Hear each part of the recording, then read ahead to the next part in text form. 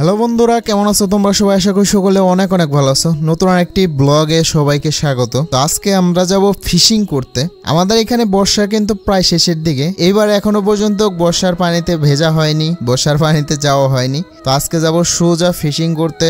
তো সবাই যার যার মতো বড়শি নিয়ে নিয়েছে। তো আজকে সকালবেলা ছোট ভাইয়ের রুমে গিয়ে দেখি 2-3 জনে এসে বড়শি গোটাচ্ছে। আমি বললাম এগুলো দিয়ে কি হবে? বললো যে আজকে যাব মাছ মারতে। এরপরে আর কি প্রায় দুপুর 11টার দিকে সবাই মিলে বের হয়ে পড়লাম মাছ মারার উদ্দেশ্যে। তো সবাই যার যার মতো বড়শি নিয়ে রেডি হয়ে তো যাচ্ছিল আমাদের সাথে।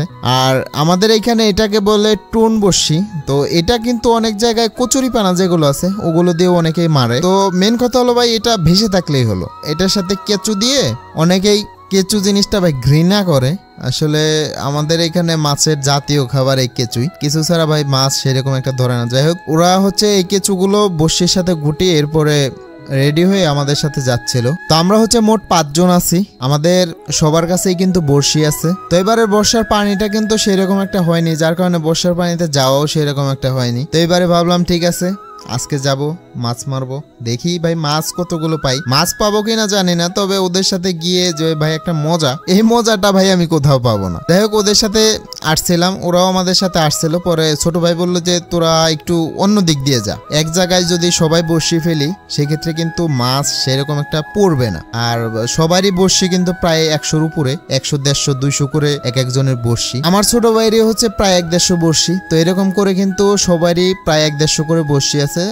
ওরা মোট 4 জন, 4 জনে কিন্তু প্রায় 500-র মতো বড়শি আছে। তো 500 বড়শি যদি ভাই একটা জায়গায় ফেলা হয় তাহলে কিন্তু মাছ সেরকম একটা পড়ে না। তো যার কারণে ওদেরকে অন্য সাইড দিয়ে দিল, আর আমরা হচ্ছে অন্য সাইড দিয়ে যাচ্ছি। আর আমি যেহেতু এবারকার বছরে সেরকম একটা ওই পানির মধ্যে নামিনি, যার কারণে কোথায় কি আছে না আছে ভাই, কোথায় এই যে ভুট্টা গাছের যে গোচাগুলো আছে এগুলো কোথায় আছে আমি জানি না। যার কারণে হচ্ছে আমাদের যে ডোঙ্গাটা আছে ওইটা চড়ে আমি হচ্ছে যাচ্ছিলাম। আর আমরা যে দিক দিয়ে ঢুকছিলাম ওই দিক দিয়ে প্রচন্ড ঘাস।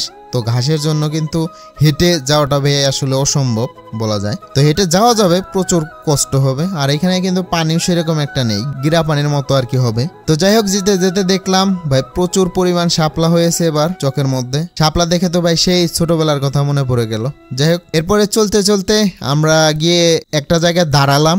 দাঁড়ানোর পরে ছোট ভাই হচ্ছে হেঁটে হেঁটে বড়শিগুলো পাচ্ছিল। আর দেখতে পাচ্ছ ভাই এখানে কিন্তু সেরকম পানি নেই, ছোট ভাইয়ের হাঁটুতরিক পানি, মানে গিরাতরিক পানি। আর আমি হচ্ছে বসে বসে চারপাশ দিয়ে যে শাপলাগুলো আছে সেগুলো ভাই উপভোগ করছিলাম। আর 2-একটা ছিঁড়ে এগুলোর ঘ্রাণ নিচ্ছিলাম ভাই। এগুলো ঘ্রাণ সেই আমার কাছে ভাই অনেক ভালো লাগে। এখন আপনাদের কাছে কেমন লাগে জানি না। তো যাই হোক, এরপরে হচ্ছে ছোট ভাই ওর বড়শিগুলো পাচ্ছিল, আমি হচ্ছে ওখান থেকে ডোঙ্গাটা নিয়ে চলে গেলাম। আর ও যে আমাদের গ্রুপে যে আরো 3 জন আছিল ওদের ওখানে, ওরা হচ্ছে অন্য সাইড দিয়ে বড়শি পাচ্ছিল। এক জায়গায় বড়শি পাতলে কিন্তু সেরকম একটা মাছ পড়ে না। তো এরপরে ওদের ওখানে গিয়ে দেখি ভাই প্রচুর পরিমাণ শাপলা, আর পানিটাও বেশ টলটলা।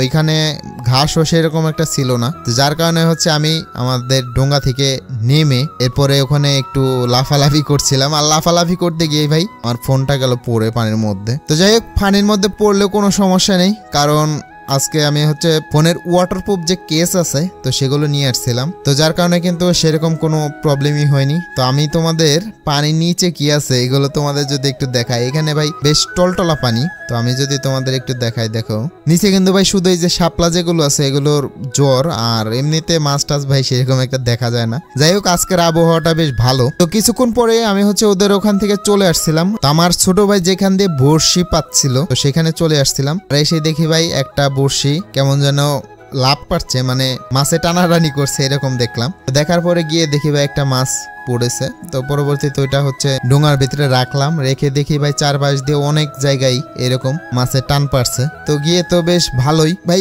একদিক দিয়ে পাচ্ছে আর এক দিক দিয়ে মাছে টান পারছে ভাই। এইরকম একটা ফিল ভাই, আপনি যদি মাছ মারেন, যারা মাছ প্রিয় আছেন, মানে মাছ আমি সেরকম একটা মাছ খাই না, তবে মাছ মারতে ভাই বেশ ভালোই লাগে। আমার মতো যারা আছেন তারা ভাই জানেন যে মাছ মারার যে কি একটা মজা। একদিক দিয়ে বড়শি পাচ্ছে আর একদিক দিয়ে ভাই মাছ উঠানো হচ্ছে।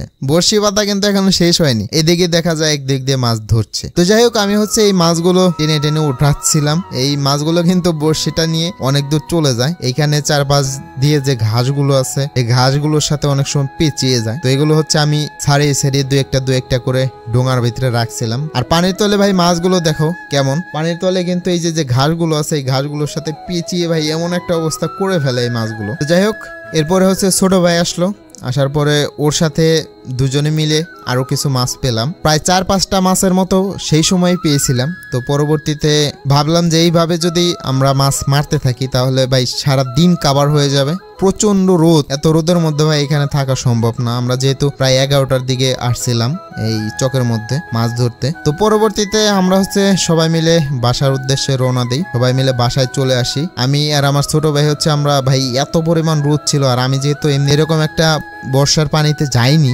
এখনো পর্যন্ত, যার কারণে প্রচন্ড চুল কাটছিল। এর কারণে কিন্তু আমি ওদের সবাইকে রেখে আগেই বাসায় চলে আসছিলাম। তো যাই হোক, এরপরে হচ্ছে আমি আমার বাসায় এসে আমার যে কাজগুলো থাকে সেগুলো করছিলাম। এরকম করতে করতে হয়ে গিয়েছে সন্ধ্যা, আর সন্ধ্যার পরে দেখি ছোট ভাই মাছ নিয়ে আসছে। ভাই তোমাদের মাছগুলো যদি দেখাই, দেখতে পাচ্ছ এতগুলো মাছ কিন্তু শুধু আমার ছোট ভাই পেয়েছে। এখানে কিন্তু মাছ দেখতে খুবই কম মনে হচ্ছে, কিন্তু এখানে প্রায় 3-4 কেজির মতো মাছ হবে। এরকম কিন্তু আমার ছোট ভাইয়ের সাথে যারা গিয়েছিল ওরা হচ্ছে 3 জন ছিল, ওরাও কিন্তু এরকমই পেয়েছে মাছ। তো আজকের মতো ব্লগসটা এখানে শেষ করছি। তোমরা লাইক সাবস্ক্রাইব করে পাশে থাকো এরকম নতুন নতুন ভিডিও দেখার জন্য, আমাদের গ্রামের সৌন্দর্য উপভোগ করার জন্য। তোমরা অবশ্যই একটা করে লাইক দিয়ে চ্যানেলটি সাবস্ক্রাইব করে পাশে থাকো। দেখা হচ্ছে নেক্সট ব্লগে।